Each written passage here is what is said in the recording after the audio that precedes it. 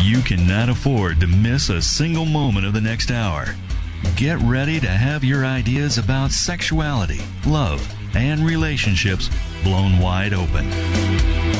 It's time to get educated, entertained, and enlightened, as well as sexually empowered. You have now tuned into the Tantra Love, Sex, and Intimacy Show. Now, here's your host, Tanya Diamond. Hello, everybody. It's a beautiful Thursday here, and the sun is shining in Seattle, but, we're not supposed to say that live because we're still trying to make everybody think it rains all the time. So today I might have multiple people, but I do know that I have Craig, my great friend Craig Sigl, back here with me, and we're going to be talking about feelings. Is that what you want to talk about today, Craig? Feelings, emotions, and how they affect us in relationships, sex, yes. All of the above. Well, it's a good thing we're at this show.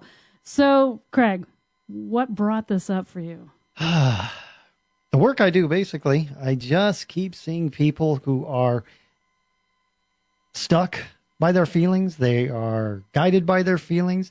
And it's fine to get a message from your feelings. That's what they're there for. However, they should not be the number one director of your life.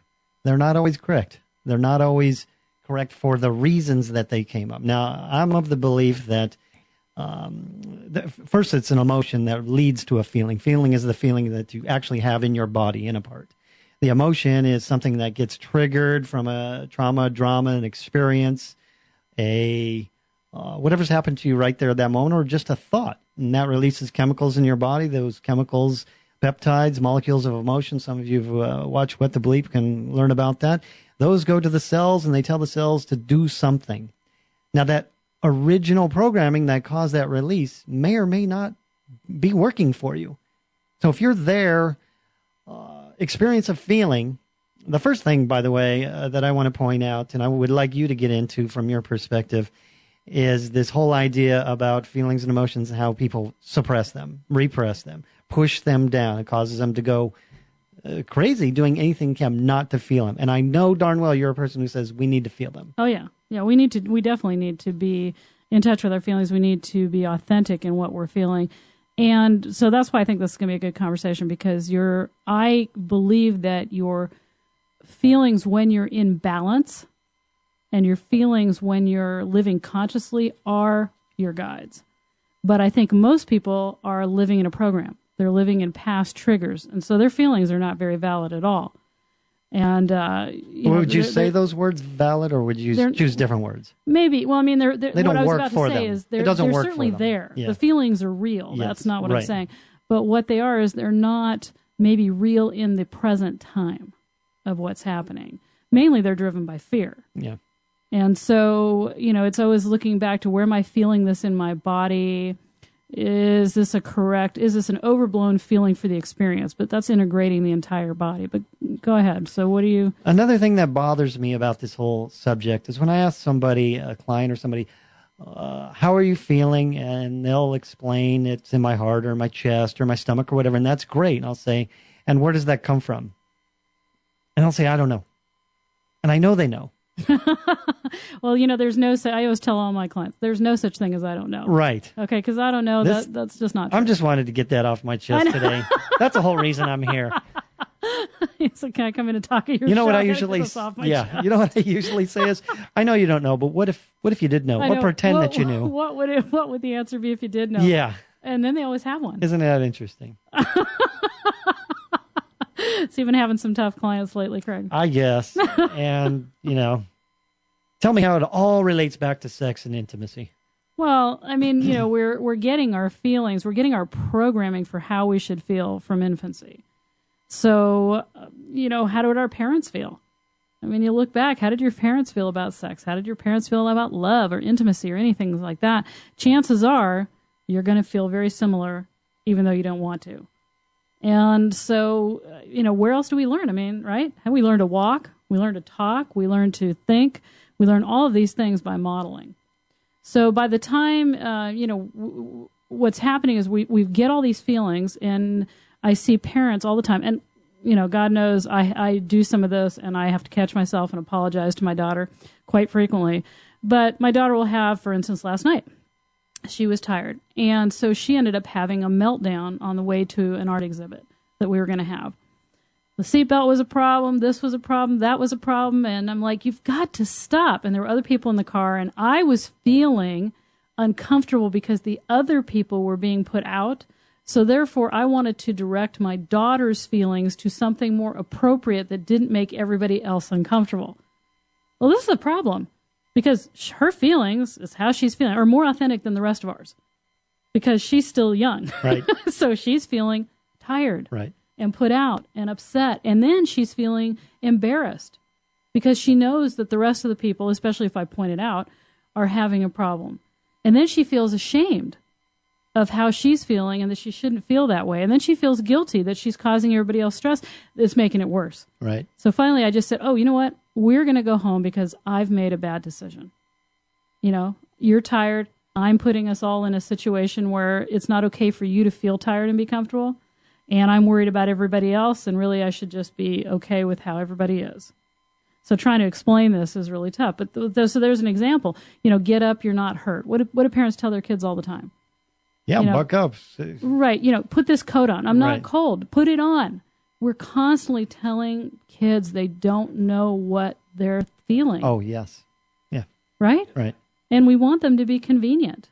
We want them to get that they're, you know, they need to get in line with how everything's working. We don't want to be uncomfortable. In the grocery store, you know, stop doing that. Stop. People are looking at us. Things are, so it's just constant. Even from those of us, and I'd like to think that at least I'm relatively enlightened, even from those of us that have that understanding, it's very difficult. Now, folks are listening here today because you help them solve problems, issues, and proactively, in addition to reactively. And so I know a lot of folks are listening, and maybe this is just me, thinking that, is it always appropriate to share my feelings? When is it not? Isn't there a fine balance here? I don't know. Is there? I mean, let's scenario that. What's a fine balance? When is it not appropriate to share your feelings?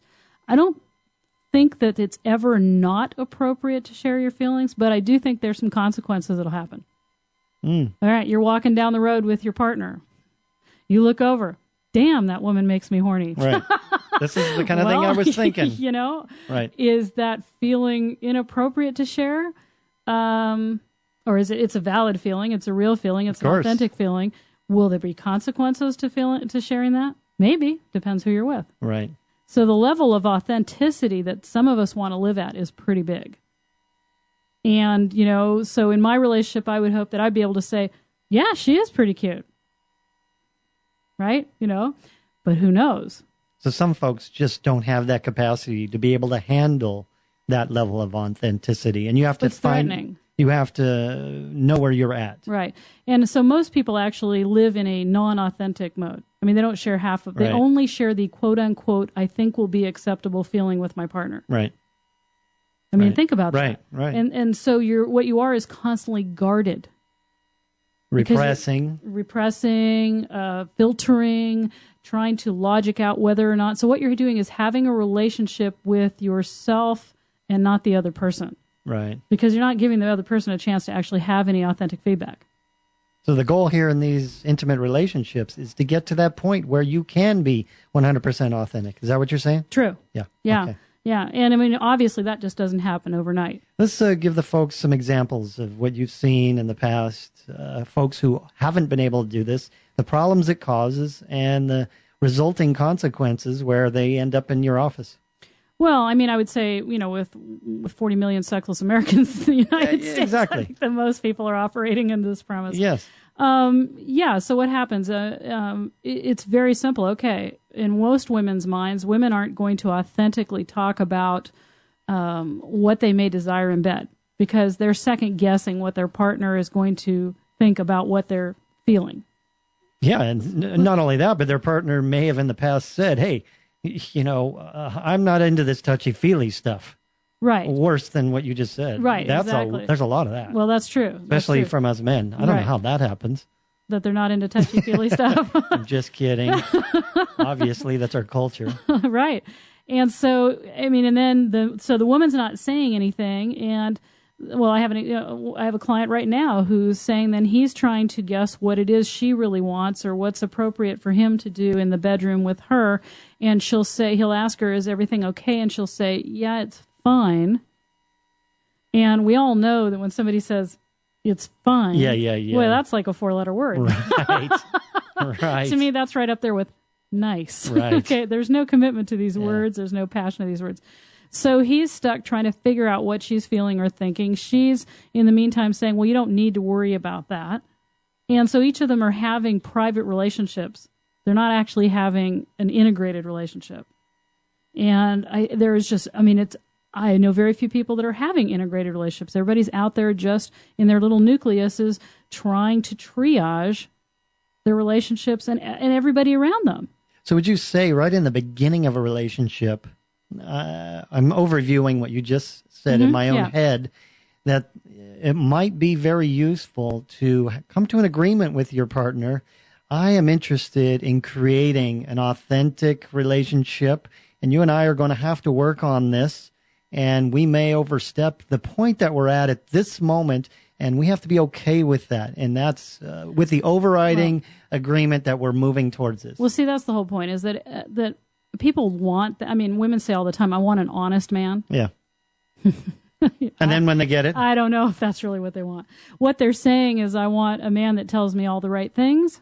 And won't lie to me about cheating on somebody. Okay. Or cheating with somebody. Right. That's really, they want an honest man. Okay, honest man.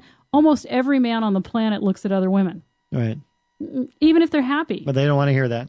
Probably not. Right. Generally. Almost every man on the planet has times when he's making love to one woman that some other woman pops in his mind. It may just be for a moment, whatever. Does a woman want to hear that? No. Not usually. Right. And I think if women were honest, there's many, many women on the planet that are having sex with their partners thinking, oh, man, really? Like this? Are they going to say that? Probably not. No. So how do we create a safe place to learn to be authentic together, I guess, is really the start, right? Yes. Well, obviously that's got to start. You can start that in the middle of a relationship. You can start that at the beginning. The beginning, of course, is better. And what it requires is that two people understand that there's an intent behind that they're going to get triggered. Okay, first of all, learning to be authentic with somebody means you're going to get triggered. Now, that's you meant by, or that's what I meant when I said you might overstep where you're at this moment. Exactly, right. And you have to understand that that's going to look like you're feeling hurt. Now, listen to what I said. You're going to get triggered. That's going to look like you feel hurt. All right? Now, being triggered doesn't mean that person hurt you. Right. Okay? It means that some programming you have got set off. And I remember a partner of mine who it was so great when he said, well, I'm really feeling something right now, and we haven't known each other long enough for you to have done this to me. Which was excellent, right? Yeah. That's an opportunity. Great awareness. I know. That's an opportunity to step back and go, well, okay, well, what is that there? Where is that coming from? That sense of insecurity or security, that sense of shame, or all of a sudden the feeling that I feel, is it out of context? We're also talking about having to be really conscious of being in our lives. Most people are not doing that. They're just running around frantically having their life. They're not actually taking time out and moments to contemplate how they actually feel. Most people are disconnected and dead from the neck down. Well, I'm always teaching that they are disconnected and dead because they've spent a lifetime of trying to get away from their negative feelings, which also gets them away from their positive feelings. They're all searching for this middle ground. You talk about that's the flat line. Yes. Death. Yeah, we'll have middle ground. You'll be dead. And it's a complete illusion. You can't do it. No, you can't just stay completely happy. You can't just stay completely neutral. You can't just stay any flat line space unless you're dead. Right. And I'm not voting for that one. But I'm telling you, folks everywhere, this is the goal. This is their goal in life. Just balance. They call it balance, right? Just let me get to even. I hear this so much. Really? And some folks are very good at it. And what happens? And then the body or the unconscious mind finds a way to say, hey, we're not living to our own truth, and I'm going to create a pain or a problem, and then they come to my office, and then I start telling them, maybe they're at my office for smoking, but that's just a little symptom. The problem is they've been repressing emotions, not being able to feel all their life, and smoking is the only way that they can express or take care of their stress or whatever. You can talk about this sex addiction. There you go. Exactly. I mean, any numerous things to try to feel something. To feel. Right. The funny thing that really gets me is people are okay. You know when they're okay with feeling? When they go to see sports. For men, especially. Yeah. Women are okay with feeling a lot of time with shopping. Or baby showers. Or reading a romance novel. Right. Yeah. So why do we have to feel safe, be in a safe place, sitting in our armchair or at the movie theater, at the ball game, and culturally safe places in order to feel? Where does that come from? Well, because then we know it's an appropriate feeling. It's only appropriate if the culture says it's okay? Right. If everybody else is getting down with it too. Yeah. I mean, you know what it's like to laugh out loud in church? Kind of interesting. I've done that, of course. And all of a sudden people are looking at you and I'm thinking, well, aren't we supposed to have joy here? Is there like joy in our hearts? Because, I'm feeling joyful. I laugh when I'm joyful. Okay. Right. Exactly. We are constantly criticizing or judging whether or not it's okay to feel what we feel. And of course that started when we were kids, once again. And then it goes on to teenagers and in school. I mean, I'm sorry, but I have to, talk about schools here in this too, because in a lot of schools, and I don't see it as any particular fault, just the way the system is set up, we have to have kids sitting in desks and quiet. Right. Now, I don't know about you, but kids, they're not built for sitting in desks quietly. Right. Right? And so we're telling them they've got to suppress something, everything. Right? They're supposed to be joyously learning, eager to learn, but no, they've got to sit quiet and not be disruptive. Yeah. Well, earlier and earlier, because now people are trying to get ready to put their kids in an Ivy League school when they're in kindergarten. Right. Get them in the right kindergarten, get them set up, everything's great, we're going to be fine. So we just perpetuate that more and more. So the biggest fear most people have is anger. The biggest fear of emotion is anger. Mm-hmm. I'm afraid to be angry because I don't know what I'll do. Actually, the biggest fear I hear is fear. Well, yeah, I'm afraid to be angry. I'm afraid to be... No, they're afraid of fear. They're afraid of being... afraid? Yes, absolutely. Isn't that kind of like paradoxical? I'm afraid to be afraid. Yes. So you're afraid all the time. You already know what it's like to be afraid. Right. They have a low level of fear that they're going to experience a great fear. I'm telling you. That is kind of funny. Yeah. That's what I experience mostly. Maybe my practice is skewed that way. I don't know, but got a lot of fear. Well, there's only really two big emotions, right? Fear. I think fear and anger. Of course, fear and sadness actually are the two and I think anger is a substitute for sadness. A lot of time, it's easier to feel angry than it is to feel sad. Yeah, you sure. know? So it makes you feel more potent. Sad makes you just feel like weak and. So tell me what somebody who's emotionally repressed looks like in the bedroom now. Emotionally repressed. In the bedroom. How does that manifest in the bedroom? Well, I mean, it's just techniques. So simply, people that are repressed in bed get into bed thinking about what they should be feeling, or just entirely genital focused. Thinking about the goal of getting off and having an orgasm and how the fastest way to get there is. There's actually no real exchange. Women will suppress how they sound or maybe how they look, I probably don't look good doing that. Oh, I shouldn't make that sound. Yeah. I mean, being authentic, I got to tell you, authentic people in the bedroom sound pretty wild. It's not just the, No. It can get real. I've told the stories of me sounding like, I was in some Exorcist movie or something. It's just guttural, just sounds moving through the body. And it takes a lot of courage to just be there. Really? It takes a lot of courage. I think so. And in the sense Why? that, because we are concerned. Concerned with? What everybody else thinks. But if nobody is in the house and your partner. Oh. But what does your partner think? Oh. What do you think about yourself? You think there's anybody on the planet, a partner, who if they heard their partner, loudly in ecstasy have a problem with that? I've actually experienced it. Wow. Because we're so used to, especially men, I mean, speaking for as a woman, men are very used to porn sex Yes. a lot. And when what you hear in porn sex becomes then the norm. So, I mean, I'm a laugher, for one. If I'm in a lot of ecstasy, I'll be going along, and then all of a sudden I just start laughing. And, of course, that's really disconcerting to most men. Excuse me. I've heard excuse me. I'm like, what?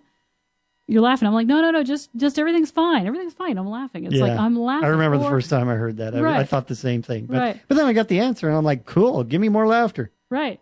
And laughter is great. And we're not talking about each other here, by the way. And laughter is great. And crying. I mean, some women want to cry. And they just get super emotional. Either it's so beautiful or it's so amazing, and they start crying. Or anger. Is it incumbent upon the partner to explain that afterwards and understand it as part of being authentic? Well, if the person's concerned, I mean, obviously, if you're authentic, you're actually going to know that before you get in the bedroom.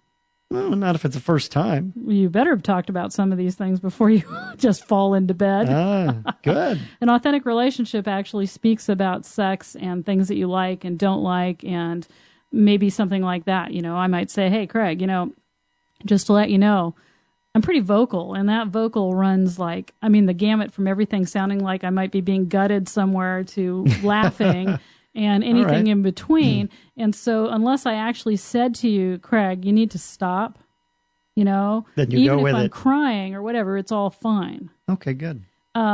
So, yeah, that would be a great conversation, right? Then you wouldn't freak out. Like, oh, she's crying. Should I stop? Because this is what men tend to do when women cry. It's really, especially if their orgasm is the goal. Right. They're going along and the woman starts crying. And then they're like, they keep going. And they watch her cry. Should I stop? And she's crying. Should I stop?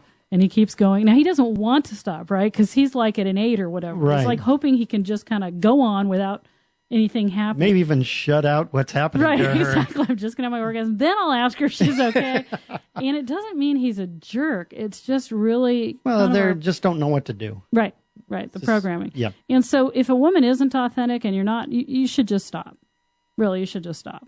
Just know that, man. If a woman is crying and she's not telling you to go on and you're not sure what's going on, stop and withdraw. Don't just stop. Stop and withdraw. Just do that. That's a safe thing to do. Because if she doesn't want you to do that, she'll make sure you don't. But that's the safer thing to do.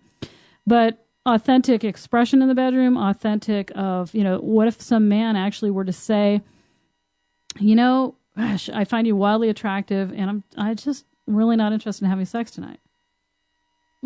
Wow. Men don't do that. They try to make their bodies do things. So, I mean, you have stories of this, right? Trying to make your body do something that it just doesn't want to do. Yep. And it's not because you're not attracted. So say something about that. Put me on the spot here. Well, I think the bottom line is I've gotten really good at communicating to my unconscious mind what that programming is. When I put something in there, my body starts responding very soon after, sometimes fast, sometimes a month. When I put in from your teachings how I want to have a relationship and a sexual one at that, and it doesn't go that way, the body says, not going to happen, pal. So, I mean, explain that better, because so that's like your body just You're not going to let me do this on a No, I'm not indirect abstract. Sorry, Craig. Maybe you can translate for me. Well, yeah, what Craig is saying is that if he's not following his authentic truth from his heart, that everything isn't lining up, and he's trying to hide something from himself about the relationship or his partner, his physical body will not function. Correct. It's a no-go. Exactly. Yeah, that's what I said. Yeah. I think you said it a lot better. And so that's interesting. I mean, how do you find that to be? How do I find that? Yeah. It's a very good check, as opposed to getting carried away in the moment and not following to this authenticity you're talking about. So, in following your teachings, I want this authenticity, and I'm believing in more communication is better, and negotiating your relationship and the things how you want to interact. And occasionally, which is why I probably brought this subject up in the beginning, the emotions and feelings come up, cloud everything. You kind of lose it. And again, I think I've just gotten really good at sending the correct messages to my unconscious, which controls my body and says, stop sign, done. So in the moment, see, and we talk about living in the moment. And so people say, when I'm in the moment, and my, all my energy in the moment is my crotch. Right. But then they're compartmentalized. Right. And this is the big thing. Your heart, a woman can say, oh, but I love him. I'm going with what I feel in this moment. And if only your heart is open and none of your other body is reacting, you have one option.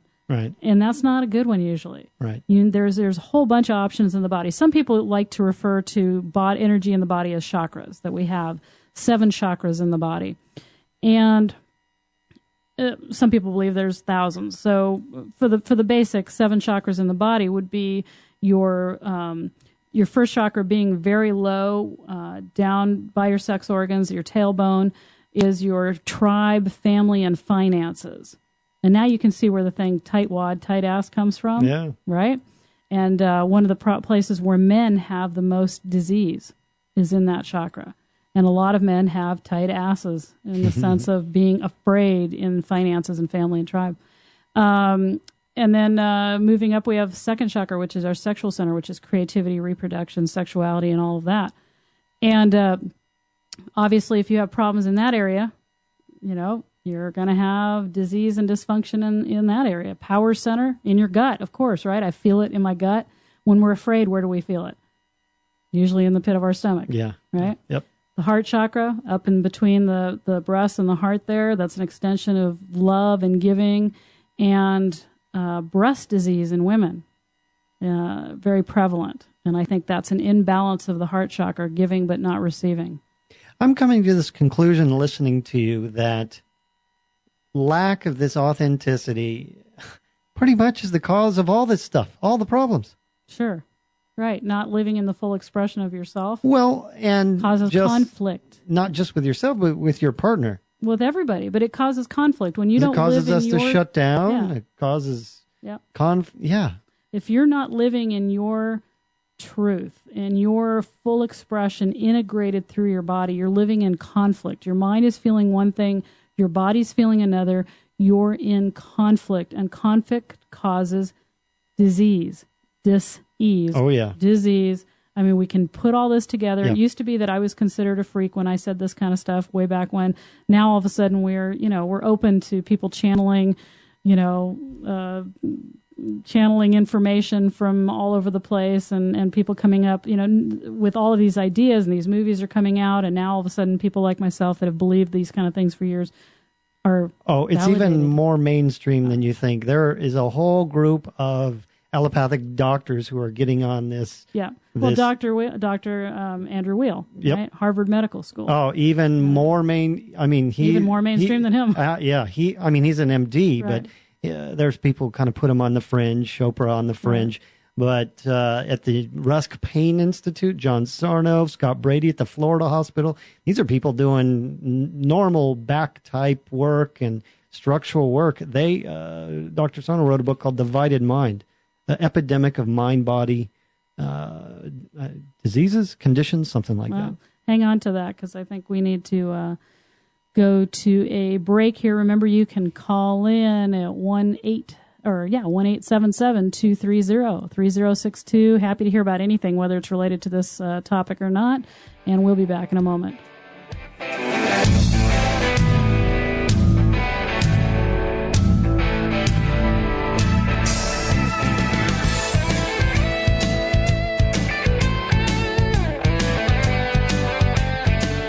Is your sex life non-existent? Do sexual dysfunctions leave you soft? Is internet porn getting more than you are? Or are you paying more attention to porn than your partner? Have you tried talk therapy and it got you nowhere? You are not alone. You can be freed from sexual shame, guilt, and dissatisfaction. A visit to the Tantra teacher is in order. Call now and mention you heard the Tantra teacher on the radio and get a very special offer. Stop waiting for a miracle and call right now. 206-276-2735. Phone consultations or in person will get you the information you need to be successful in your love life. But you have to call now. 206-276-2735. Stop making excuses. Call the Tantra teacher. 206-276-2735.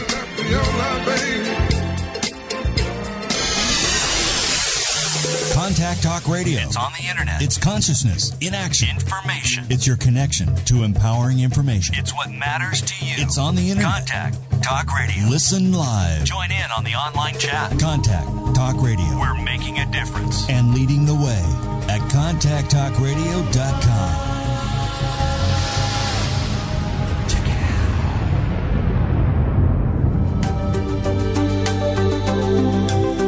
Are you one of the 40 million sexless couples in the U.S.? Are you wondering why having sex leaves you feeling lonely? Are you suffering from the myths of sexual dysfunction? Do you know in your heart that there has to be more than what you're currently getting out of making love?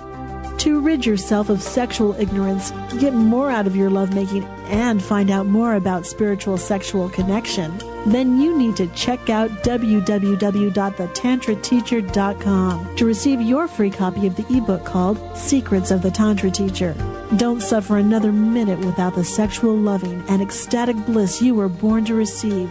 Get to www.thetantrateacher.com right now. That's www.thetantrateacher.com.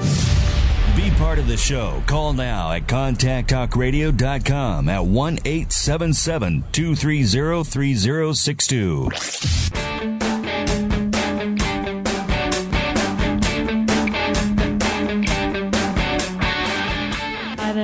From our break, Tanya here with my good friend Craig Sigl. Hi, Tanya. Talking about how the freaky people like myself are not so freaky anymore. No. So you were saying in your field, there's some pretty mainstream docs talking about body-mind integration and how being in conflict between the two creates issues. Yes, absolutely. It leads to repressing emotions. It leads to the unconscious mind creating a distraction in the form of pain, in the form of dis-ease, as you mentioned. And that's to keep you from dealing with those things. We have a protective measure, a protective mechanism to keep all that down. And it does that by causing an issue in your body.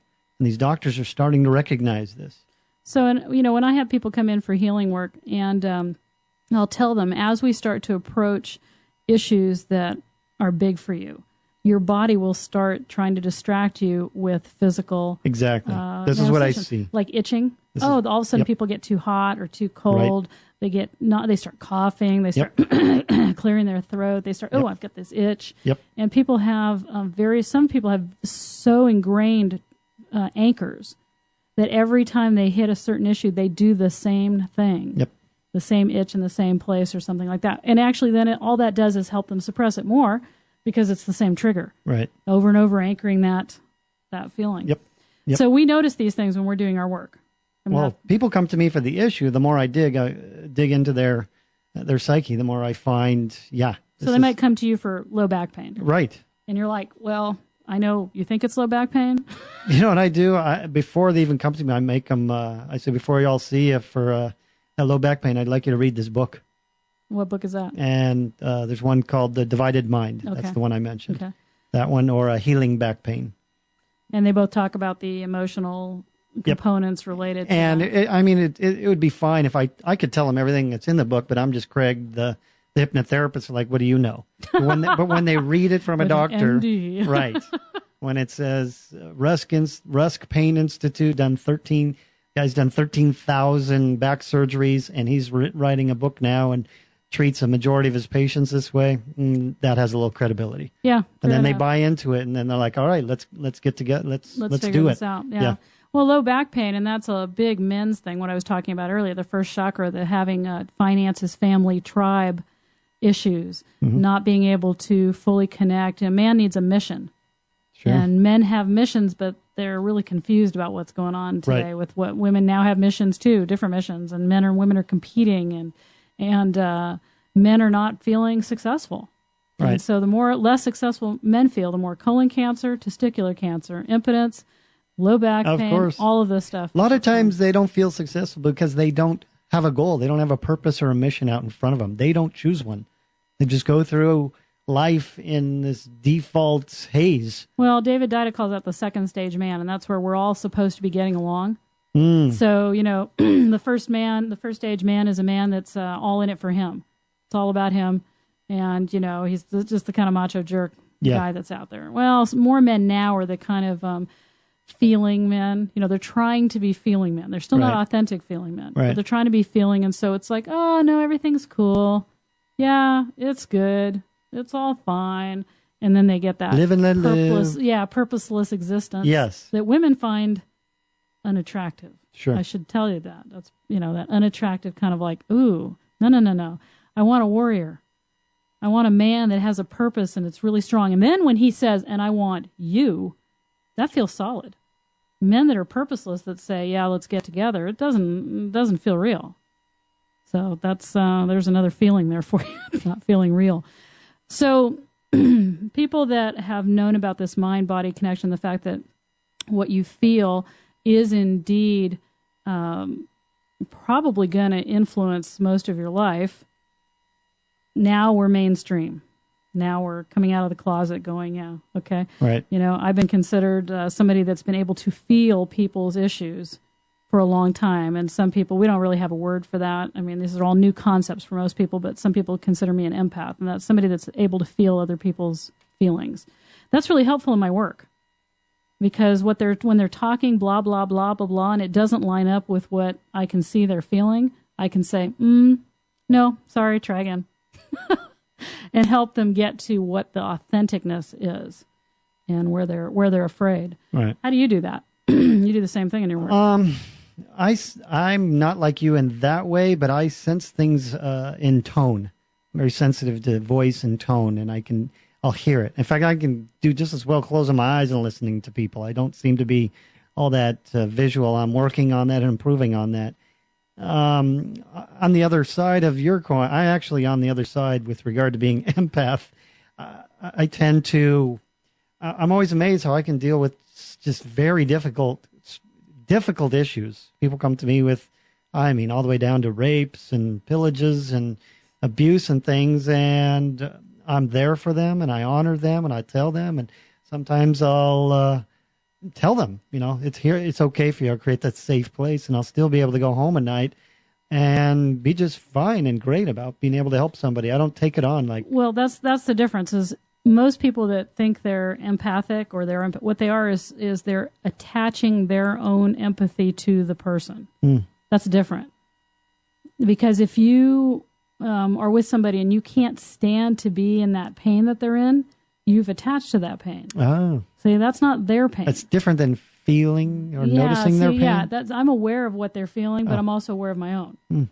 And most people just kind of become the source of the other person. They're actually in the feeling of that other person in a way that's not healthy, and they wander around completely destroyed. And I remember that because that's what I was in the beginning of my life. In the sense of, even somebody, roadkill on the street, I could feel that. It was devastating to me by hanging on to that feeling instead of understanding or feeling that feeling and moving beyond and staying in my own. So a lot of people out there that are suffering, empaths that you see, and they're like, yes, I help people, but they're like anguished. Right. They're not healthy. And teachers that teach fear, they're not healthy either. I've had a lot of classes and courses where our mentors and teachers will say, you have to create a grounding and a bubble and a shield for yourself. And I'm like, what are you talking about? I don't need that. Right. Well, yeah, well, that's what I'm talking about. Fear. Anytime somebody tells you that you should be afraid, that if you don't wrap yourself in white light or ground yourself or do something, something bad will happen to you. Right. That's teaching you fear. Well, that comes from, there's a statistics flying around that counselors and psychologists have a higher suicide rate than most professions. Well, I'm sure they do because they're not actually doing anything with all their feelings either, right? Yeah, how about that? So they're hearing all of this negativity. They're hearing all of this stuff. You can't take that. I mean, energy is just energy. Energy is neutral. It's not until you take it into your body and do something with it that it actually has a charge. So it's not like somebody is in your space and they have bad energy and you're getting that bad energy. No, you're not. Not unless you're identifying with. So that what happens is people that are very, intuitive or empathic that have a lot of pain in their lives, they're actually identifying with their own pain in that state. They don't stay clean in it. It's really difficult to help people when you're in that space because you're dealing with your own pain. You're filtering it through your existence instead of a cleaner space. I don't know if that makes any sense. But so I call it, New Age Victim 101. Yeah. And that is a bunch of people, you've read all these healing manuals that tell you need this crystal and that crystal and this and that and the other. And then if you don't use those, bad things are going to happen to you. It's like when people send you those chain letters. Right. Send this on to 10 people or you're going to have bad luck. Right. Well, who likes that? None of us. Yeah. So if you're out there and I've offended you by saying this, understand that what I want you to do, whether you're one of those people that are teaching that or you're somebody that's learned that from somebody you care about, is that what I want you to do is I want you to actually experience what it would be like to be free from that fear, that you could leave your house without chanting over 15 crystals. Now, it's not that I don't believe in crystals. It's not that I don't believe in energy. Obviously, Tantra is the manipulation of energy, so I completely believe in energy. But what I don't believe in is being a victim. And what I don't believe in is letting your fear emotion rule what you do. That's not healthy. It's not healthy for anybody. Right. So you would agree, right? What does fear do in our body? Absolutely. I have a mantra that I teach all my clients who are dealing with fear. I am bold and I only do fear for physical danger. Well, now, but what happens if that, you're a woman, you step into an elevator at night with a man you don't know? Physical danger. Physical danger, okay. That goes under physical danger. Right, you could be in physical danger. Yeah, that's a good time to have fear. Yeah, well, true. It's a great time to have fear. Yes, it's designed to protect us from physical danger. The reality is the emotions are supposed to move. See, here's what I think. So when the physical danger is gone, then you should be done with it. Exactly. So all of the emotions that we have are transitory. Mm-hmm. And I think the problem comes when they don't become transitory. Of course. Yes. When we actually attach to an emotion and hang on to it with all our might and do things to keep making it reoccur. Do you agree with that? Yeah. So absolutely. We replay it, we loop it. Looping. Yeah. Looping. Yep. What does that look like? That just looks like the more you think about it in real base terms, the more you think about it, the more you get. And it just keeps coming back. So give me a loop. It's a loop of, okay, well, I can't get my work done. I'm overwhelmed. I have the kids, the house, my school, my this, my that. Okay, well, that's making me anxious. Good. Well, let me take a break from that. And I come back to, well, I still haven't done all those things. And I'm anxious. And that anxious and nervous and tension creates more anxiety. And the more you think of it, that which you think about, you get more of. That which, what's the word? What's that phrase? That which you resist persists. Is that the? Oh, is that it? That's interesting. Yeah. That which you resist persists. I tell my folks, listen, you go with it, you move through it. That's the goal. Well, we've talked about that, didn't we, Absolutely. Craig? Way back when you're like, I'm scared. I remember you calling me up once saying, I'm scared. And I'm like, great. What does that feel like? Yep. Well, of course, a lot of my teachings come from you. Right. So I tell them, you be with it, you feel it, and then you move through it. You get the learnings, and then you move through it. So what it is that people don't know how to move through that. Right. And yet, I tell them, you're doing it all the time. It's like nobody's really stuck. It's like choice, right? You make a choice to get out of bed in the morning, and so you actually have moved. And any type of movement is not stagnant. Right. All right. And so I think people don't think. I think they buy into the fact that they're stuck. I think they're creating their stuck loop. Of course. Right? So it's not that nobody has stuck them. Right? But they think that. They're thinking, oh my God, I'm stuck in this place and all I am is thinking keeps them stuck. Instead of saying, wow, that's a loop. What if I wasn't stuck? Wow, look at me. I'm walking through the door. Obviously, I'm not stuck. Look at me. I'm going to laugh. Whoa, look.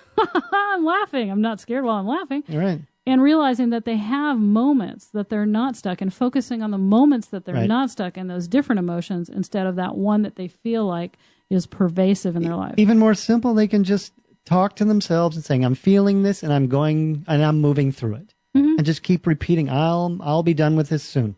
I know I'll call you up. I mean, certainly we talk to each other a lot and I'll call you up and I'm like, so mad. I'm so mad. You're like, what are you mad about? Well, blah, blah, blah, blah, blah, blah, blah. And within about, what, 2 minutes usually? A lot of the time we're laughing about something, talking about something else, or whatever it's like. Right. It doesn't stay. People are afraid that when they feel what they really feel, that they're going to get stuck. Yeah. And I have that famous story about crying. For women, it's like, I'm afraid to be that depressed or that because I'm going to cry forever. Right. So I tried that. I mean, I'm dramatic. I can really get it up there with most of them. That's authentic. Exactly. And so I started crying, and I cried, and I cried. And then I had to dredge up really painful memories to cry some more. Then I had to dredge up starving children in India. And then I had to dredge up the pelicans that die on their flight across the Sahara. And then I had to put on really sad music. And then I had to pull out old pictures of boyfriends and stuff and old pets that had died. And I mean, I had to really work it. And in 16 hours was all I could do it. That's pretty long. That's a long time. And in 16 hours, I was so flippin' bored. I don't think I cried for 3 or 4 months after that. So I don't think it's possible to cry forever. I just don't think it's going to happen. And like being angry. People are so afraid of being angry, like what they're capable of. Did you hear what you just said? Remember you asked me what's the worst negative emotion everyone's afraid of? And I said fear. Mm-hmm. You said people are afraid of being angry. So it always precedes that other emotion. I know. They're afraid of this. They're afraid of that. They're afraid of sadness. Forever. They're afraid of not having an orgasm. They're afraid. So fear is definitely all right, you're on board with me on that then. I am on board with you that. Fear is definitely the thing that stops people, that emotion that really quells it all. But I mean, being angry, I remember being so angry once that I thought I was going to vaporize. I mean, I went to a space of anger that I could probably even understand passionate homicide. I think I've heard you on the phone at that time. One of those times. Actually, I was so mad then I couldn't have talked on the phone. I was standing holding a fence, my entire body so tense, and just feeling white, flying white rage flying through my. And even in that instant, I couldn't take out the person I was mad at. So I mean, I've been up against probably that, and I don't have a problem with being angry ever. That anger was scary anger, and even then, I wasn't capable of doing in somebody. So I think to myself, okay, so if that's the worst that anger ever gets, oh well, no fear. I can't say that I've ever felt that. You don't get real angry. No, just I can maybe count on my one hand that I've gotten angry, and for no more than half an hour. Yeah. I'm going to have to check into that, Craig. Oh, boy. Where's your couch? He's opened that one up. So I say, go out and check out your feelings, because if you can't have, I mean, you got to understand, too, the depth of pleasure you can have, I think almost corresponds to the depth of other feelings you can have, too. Oh, I tell people that your feelings are either on or off. Right. Which means you have to feel the negative ones in order to feel the good ones. Right. You can't just say, I only want to feel the good ones. Doesn't happen. But then, what about, so think about this scale. Let's say we have a 0 is our flat line, right? Yeah. And we go out 1, 2, 3, 4 out on to either right and left of that. And so if if you're always predominantly on the negative side, like those are more intense, like you feel anger and fear and these type of things. And, I don't actually think of negative and positive, by the way, in emotions, but that's how most people think of them. Do they correspond to the level that you can rise on the other side of it? Yes. Because, of course. Right. And so if you think about these people that stay in this narrow zone, that's all the passion they have in their life about anything. That's right. Now, somebody said to me once then, does that mean a homicidal maniac can feel real big pleasure? And I go, yes. Yeah, absolutely. I mean, that's one of the things that's driving that is that. It's got other things wrong with them. But, yeah, I know. This is not what I'm suggesting. Somebody's going to call me up and say, are you suggesting we all become. No, I'm not suggesting that. But what I am telling you is that when you push that range open on either side, I mean, one side or the other, you've got to have the both. Don't sort of squelch one side. You have to you'll squelch on both. Yep. But I don't know. Why are people afraid of their emotions? It seems to go back to this primal drive for safety, and that middle ground is safe. And I'll use. Really? I don't think the middle ground is to them. Safe. It's an illusion. Oh. It's an illusion. Oh. Absolutely. Because there is no such thing as safety, really. It is totally an illusion, because you're going to feel. What ends up happening is you're in the zeros and the minuses, and you end up playing your whole life in the zeros and minuses. You never get the highs, because the minuses happen because your unconscious mind takes over, gives you dis-ease and problems, says you're not living to your truth, those kind of things. So all you're getting is this: I'm not allowing myself highs, and I get lows by default. Wow. Well, that's a bummer. So they live in that lower zone the whole time. No wonder I picked the other side. One of a great analogy, a great metaphor I like to use to help people understand this, about this illusion of safety. Okay? Ships are built in docks, and they are safest there at the dock in the harbor. But they're designed to go on the ocean. Yeah. The sailors get antsy sitting on the shore. When we going out? Right. What do you think? You like it? I like it. Yeah. Yeah. You're not impressed. Yeah. I can do better. I'm still thinking about it. I'm like, oh yeah, okay. I was thinking about, when I sit and talk to people and they tell me, I want to trust my partner, I want to feel safe with my partner, and I always look at them and say, sorry, and they're like, what? What was my partner supposed to provide me safety? And I'm like, no, no, they're not. What do you mean? Isn't that why you picked? I picked this person because they were safe. Right? Maybe, but that's an illusion. Exactly. I mean, what is safety? It's all perception.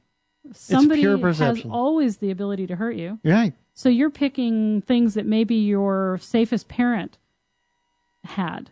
You're looking at your safest parent and thinking, oh, this person was safe and they had these qualities, so this person must be safe and they won't do anything to me.